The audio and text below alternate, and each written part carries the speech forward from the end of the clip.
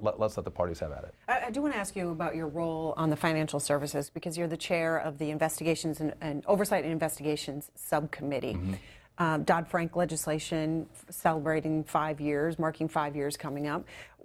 What effort are you going to be making as chair of this subcommittee? What's next when it comes to financial reform? So listen, we look at reforms for our small community banks and our credit unions, trying to get out of some of the regulatory regime that has come from Dodd-Frank. If you don't have small community banks and credit unions that work in America, small towns don't work.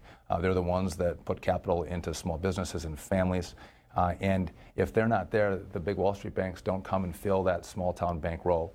So making sure they can function in this environment is important.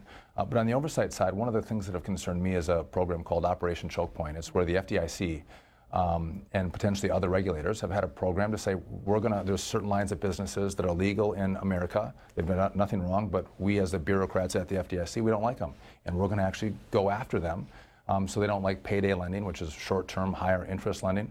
And they've encouraged oftentimes banks to stop banking payday lending. They've gone after gun dealers and ammunition manufacturers, coin dealers, all of them legal. All of them have done nothing wrong, haven't violated the law.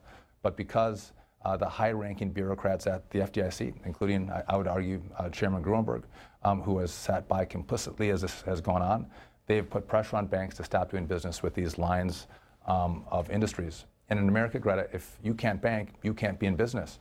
And so it's a very crafty way to put pressure through the banking system on industries that you don't like. But that's not how the system in America works. We have laws. We the legislature decide what's legal and what the parameters are of legally functioning businesses. That's not the role of the FDIC. They should make sure our banks are safe and sound, but they shouldn't try to implement policy by pressure on banks. You're investigating this. Will you get a piece of legislation on the floor to deal with this? Well, it's hard to deal with bad actors. When we have Lois Lerner 2.0 in the FDIC, it's hard to say, listen, I'm going to legislate good behavior. I think you have to root out the bad actors, and we want to make sure that we have people who are believe in the mission of safety and soundness and of the insurance policies that come from the FDIC. And if they don't believe in that, they got to go. Can I ask you as well about the flash crash of 2010?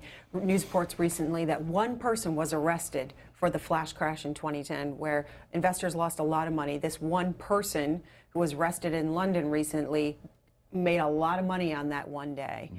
Are you going to investigate how one person could have that much influence over the market? I think it's interesting and possibly, but so we have Operation Choke Point, we have the FDIC, we have the FOMC, the monetary policy leak that took place as well a few years ago.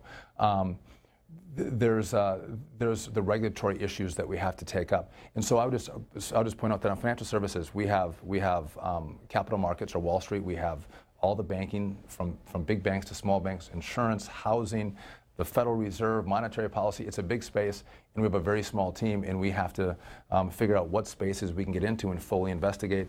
And there's so many issues out there, Greta, but instead of having 500 people, I have 5 people on our team that does all this work. So we got to pick and choose what works, but we will take a look at it.